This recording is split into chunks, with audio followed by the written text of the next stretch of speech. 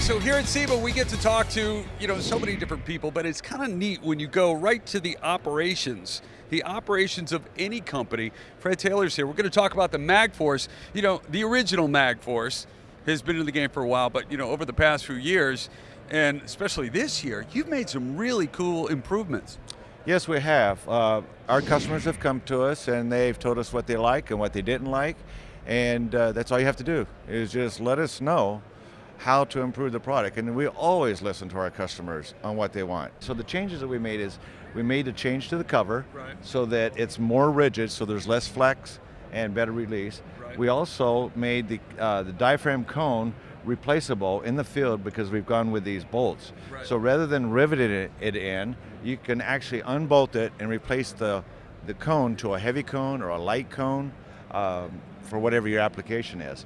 And you can do that right in the field. Traditionally, this had a lot of rivets in it in the very beginning, right? Yes, it did. I mean, the cone, it was riveted, and that's the way we've done it for the last 30 years. But the racers would like to be able to surface their product out in the field. When you're racing, everybody, and back in the past, let's say you just buy it, put it in and run it. Right. Today, everybody wants to tune it, Right. They want to change things around. In the past, if you want to change something, you got to send it back to me, and I'll drill the rivets out and I'll put a new one in.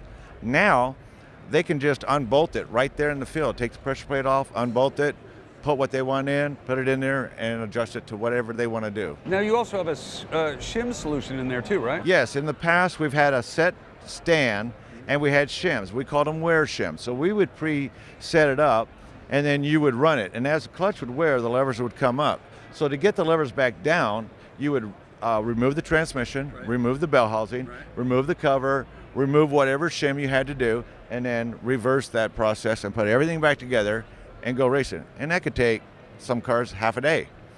But now, all you have to do is loosen the pressure plate up. You don't have to remove anything. If you can get in there and loosen these nuts, you can come in here and turn this adjustable stand to get your set dimensions that you want, the clearance.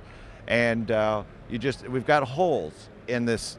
We've got a series of holes. There's 6 holes in here. Right. You just stick a pick in there and rotate it, and each hole will be so many thousandths. Right. So you'll just rotate it one way or another until you get it, bolt it back in. You've not removed anything, and you're ready to go racing. You can be done in 20 minutes. We've actually got some cars, or some customers, I should say, that are pretty wild, way out there. They want to put this on the street. I'm not going to tell them they can't do it. I'm not going to, because this thing revs really fast. Yeah.